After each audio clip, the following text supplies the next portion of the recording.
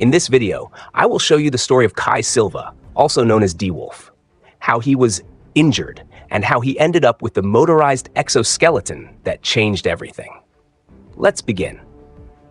In order to prevent the conflict in Asara from escalating into a global war, GTI must focus not only on maintaining local stability, but also on gathering critical intel against Havk. I'll explain the full story of Delta Force in the next video, where you'll understand the true reason behind the conflict between the two factions. For now, just know this: Asara is under complete lockdown. Havk's extensive network blankets the region, making it nearly impossible for GTI to gather intel remotely through satellites or tech surveillance. At the same time, the Asara Guard controls most major roads and refuses any diplomacy until order is restored. As a result, GTI deployed a special force deep into Asara and established the Black Site, a covert base. From there, they conduct recon, investigations, and targeted strikes, reporting back critical operational data to manage the evolving chaos. Enter Major Kai Silva, a seasoned combat veteran with deep experience from overseas deployments. His father, also Delta Force. It's in his blood. But during a mission in North Africa, Kai was severely injured. A bullet wound to the calf left him unable to walk. And yet, that wasn't the end. After months of recovery, Kai was recruited by GTI, becoming the first test subject for their cutting-edge motorized exoskeleton system. This suit gave him his movement back, and more. With his bold and efficient fighting style, Kai was now perfectly suited to the harsh realities of Asara. He wasn't just a fighter anymore. He became the leader of GTI's most critical mission. Operation Desert Fountain. Date: 15th July 2034. Objective: train and assist local resistance forces in evacuating refugees under terrorist threat. Rules of engagement: tactical guidance only, no direct combat. But war doesn't care for rules. Just days into the operation, Kai discovered a Havk transport route during a routine patrol.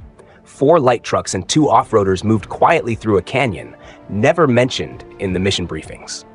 Then came August.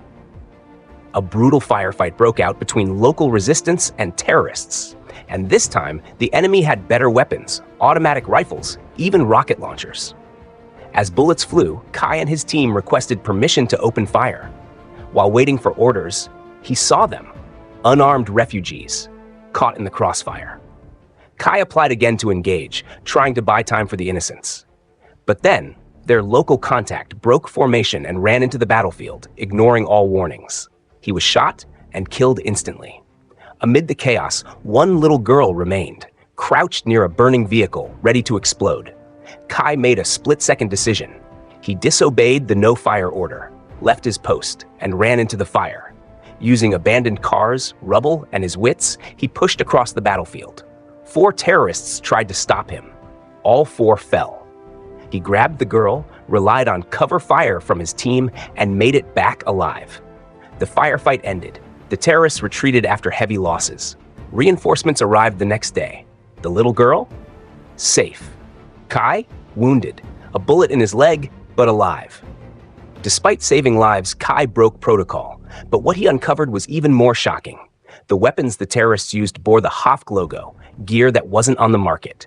It either came from Havk's secret transport routes, or worse, Havk themselves supplied it. All intel was sent to the GTI Intelligence Department for investigation. Now, let's talk about the tech. GTI North America developed a motorized exoskeleton with a special overload mode. Gesture recognition, power-assisted joints. It could let the wearer run at full speed when activated. But D-Wolf took it further. He integrated the exosuit with a right-hand rig, enabling him to control it via hand gesture detection. His signature weapon? Triple blaster Cerberus, capable of firing 3 30mm anti-tank grenades simultaneously. Originally a rifle attachment, it was redesigned on Kai's suggestion to fit directly into the exosuit. A perfect fusion of man and machine. That's the story of Kai Silva, aka D-Wolf. How a wounded soldier became a cybernetic legend. How one choice on the battlefield changed his destiny, and maybe even the fate of Asara. Hope you enjoyed it. More coming soon.